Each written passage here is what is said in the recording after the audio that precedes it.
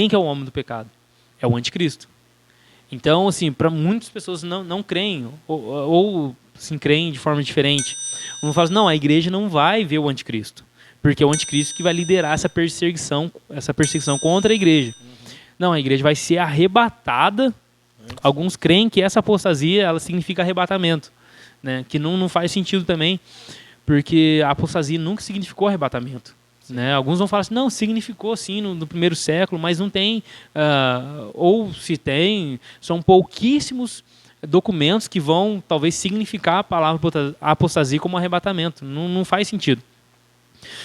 E as pessoas falam assim, olha, primeiro vai vir um arrebatamento, vai acontecer um caos mundial, aí depois o anticristo vai se manifestar e vai pôr ordem. Mas eu acredito que não vai ser isso. Né?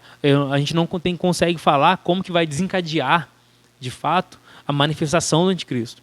Mas a Bíblia deixa claro que, primeiro, ele vai se manifestar.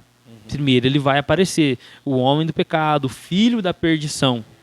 Né? E ele continua falando, ele se opõe e exalta tudo que se chama Deus ou é objeto de adoração, chegando até a assentar-se no santuário de Deus, proclamando ele mesmo ser Deus. Então, esse anticristo, ele é um sinal para a igreja. Alguns vão falar assim, mas a grande tribulação ela vai durar 7 anos. Se o anticristo manifestar, é só contar 7 anos que a gente consegue calcular. Né?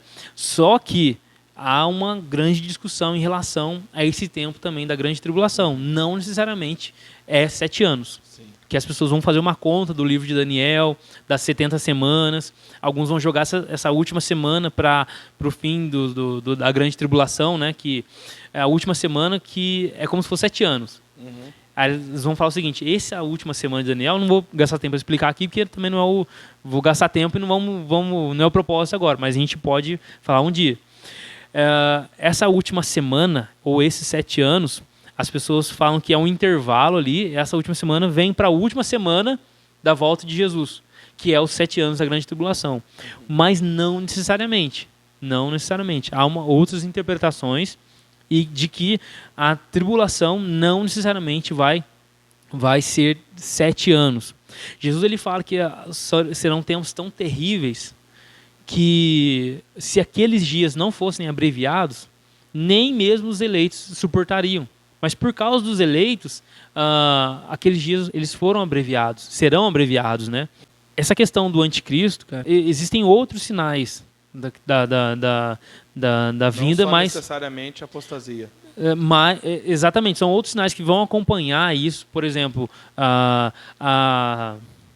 eu acredito num derramamento, um avivamento em relação aos judeus, nós falamos na semana passada, né?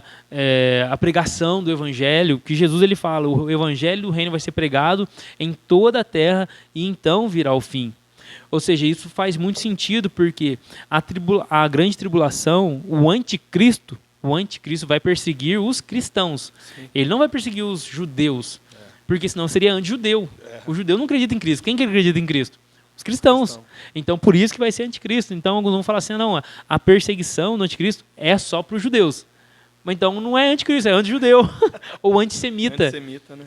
Então não faz sentido. E por que vai ser algo do mundo inteiro? Porque a pregação do evangelho também vai ser para o mundo inteiro.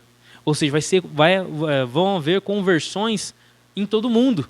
E essa perseguição vai alcançar todo mundo. Voltando lá para Mateus 24, o versículo 29, fala assim, imediatamente, olha o que Jesus está falando, imediatamente após a tribulação daqueles dias, o sol se escurecerá, a lua não dará a sua luz, as estrelas cairão do céu, os poderes celestes serão abalados, e então aparecerá no céu o sinal do Filho do Homem. E todas as nações da terra se lamentarão e verão o Filho do Homem vindo nas nuvens do céu com poder e grande glória. Quando que vai acontecer essas coisas? Imediatamente após a tribulação daqueles dias. O próprio Jesus fala isso no versículo 29. Imediatamente após a tribulação daqueles dias, ou seja, após a grande tribulação, o sol vai se escurecer, os poderes celestes serão abalados, e então vai acontecer o quê? Jesus vai voltar, aparecerá um sinal no céu do Filho do Homem. Então, antes desse dia acontecer, assim, a gente não pode falar é isso, né? Mas com grande probabilidade, com grande confiança, pelo menos eu tenho, sim, e nitidez, segundo a palavra de Deus, vai haver um tempo de perseguição. Mas essa perseguição do anticristo contra a igreja é algo que já tá profetizado desde o Antigo Testamento. Quando a gente vai para Daniel, no capítulo 7, versículos 7 e 8, vai falar de um chifre pequeno. Esse chifre, ele cresce e ele guerreia contra os santos e vence. Depois, em Daniel 20 ao 28, o anjo dá a interpretação do sonho que Daniel teve. Daniel teve um sonho e ele vê 4 animais. Um leão, um leopardo e um urso.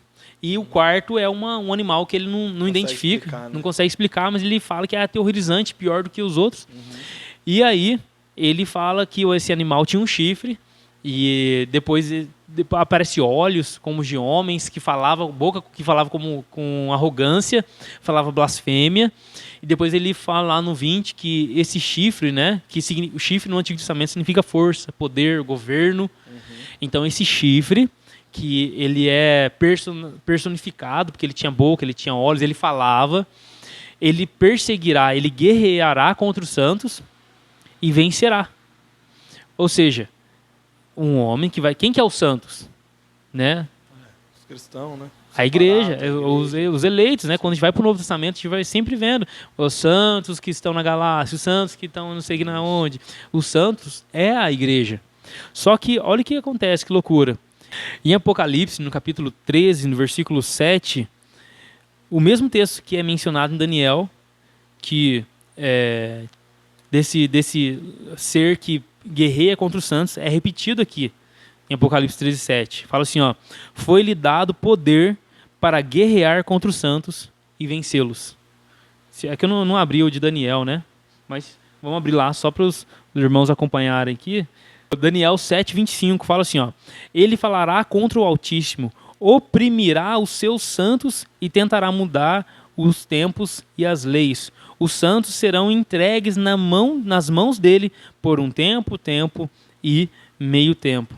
Ou seja, no outro fala que ele foi dada autoridade para ele guerrear contra os santos e vencê-los. Aqui fala que os santos foram entregues na mão dele e ele vai fazer isso. Ele vai falar contra o Altíssimo, ele vai mudar os tempos e as leis.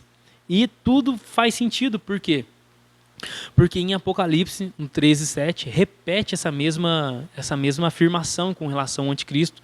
Ele fala, ele vai perseguir os santos e ele vai vencer. Parece que o autor de Apocalipse, que é João, ele aplica essa profecia à igreja. Ele fala desse anticristo, dessa besta que vai perseguir a igreja. E ela vai ser eficaz, isso vai acontecer de fato. Ou seja, por que a ação da besta do anticristo ela vai ser eficaz e vai acontecer de fato?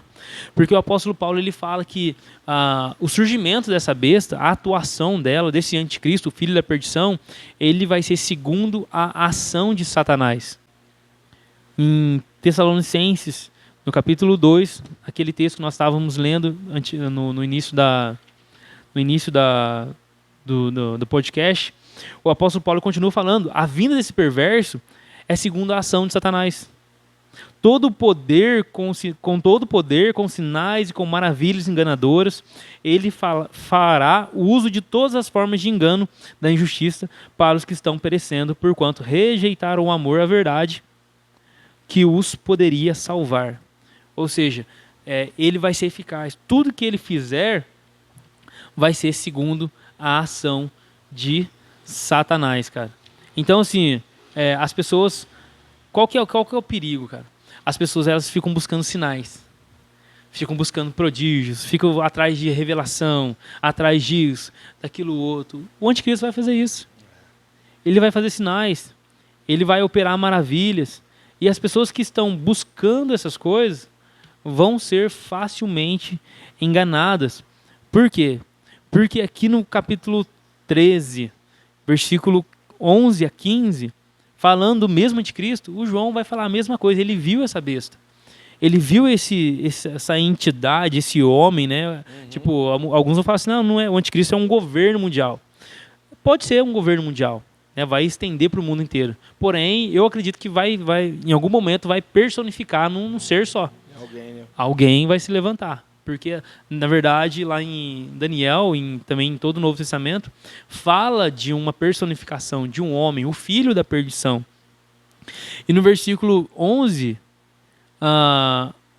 aqui no versículo, na verdade no versículo 13 de Apocalipse 13, falando de uma segunda besta, fala o seguinte, olha, ele realizava grandes sinais, chegando a fazer descer fogo do céu à terra, à vista dos homens, e por causa dos sinais que lhe foram permitido realizar em nome da primeira besta, ela enganou os habitantes da terra, ordenou-lhes que fizessem uma imagem em honra à besta que lhe fora ferida pela espada, contudo, revivera.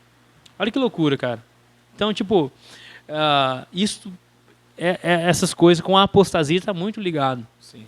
As pessoas abandonando a fé, seguindo seus próprios conceitos, seguindo outra fé, uma fé divergente, o evangelho totalmente contrário, uma fé que não é uma ênfase em Jesus Cristo, mas uma ênfase em poderes ocultos, e isso vai preparar um palco para o anticristo manifestar. Toda essa crise mundial está preparando um palco para isso.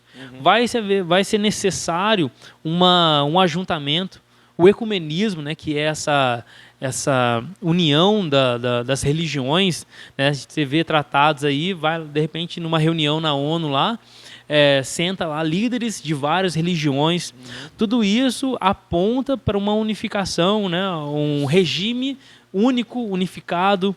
Então tudo isso, na minha opinião, ela culmina ou aponta para um palco, né, uma manifestação de alguém que vai assumir ali depois para si toda a adoração, tentando ali se falar a Deus, né? Porque o anticristo, ele significa isso.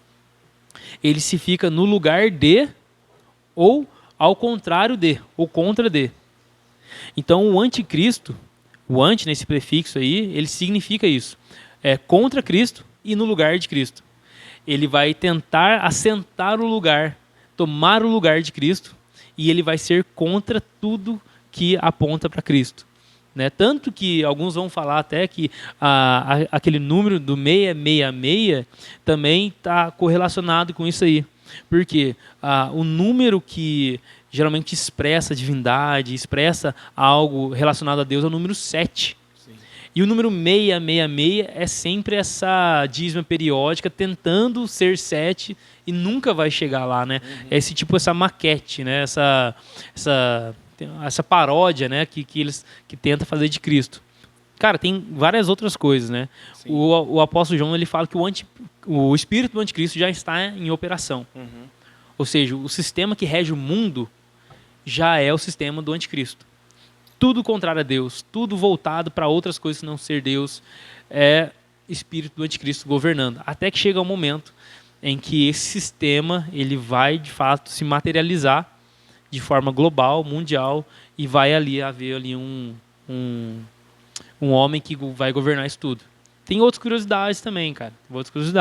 Mas basicamente é isso. Houveram vários outros anticristos, né? As pessoas estão querendo caçar, né? É o Trump. É o cunhado, o genro do Trump. É o Macron, né? Porque ele é o Putin. É o, sei lá, o Elon Musk, né? Eu vi alguém falando, nossa, o Elon Musk é o cara da... não, é Pablo o... Marçal? Pablo Marçal não. Não, cara. Tem que começar com como, né? Não é ele não, cara. Foi o anticristo, esse cara... Tipo, há várias ideias, né, cara, de quem é o Cristo. Eu acho uma besteira a gente ficar tentando pegar, assim... Algumas pessoas vão somar nome. Eu já ouvi falar assim, porque pesquisaram já e o Macron é da tribo de Dan. Né? E a tribo de Dan não está relacionada lá no livro do Apocalipse, não está mencionada a tribo lá, porque... É a tribo que Judas fazia parte, que traía Jesus. Tipo, fizeram uma saladeira. Nossa, Deus do céu, cara. Eu já vi uma pior, cara. Eu já vi que pegaram o corpo do Papa João Paulo II, né? E eles colocaram o corpo dele embalsamado, igual se fazia com um vampiro, para que o corpo não viesse desfazer, né? Conservar, para conservar. Isso, entendeu? Como processo natural, não deixar reverter isso aí. Porque ele que seria esse um que seria levantado, porque eles pegam lá assim que o primeiro veio vindo os papas, daí o último que ficou não é, esse que está agora não é, então vai voltar outro. Nossa, a teoria é muito louca. Uma conta que eles fazem em relação ao Papa, eu já ouvi algo mais ou menos assim. Né? E aí, na verdade, o que foi mais venerado de todos os papas foi o João Paulo, né? Então, que ele viria a renascer. Meu Deus. Uma parada muito louca e que às vezes afronta até a religião católica, né? De fato afronta, né? Colocando ele dessa maneira, né? Então, assim, o que a gente percebe quando a gente vê toda essa narrativa é que às vezes as pessoas estão mais preocupadas em saber o como, o quando, né? Mas nunca o porquê. E, na verdade, o objetivo nosso aqui é trazer o porquê. Então, assim, o porquê do Apocalipse, cara, é porque Cristo vem.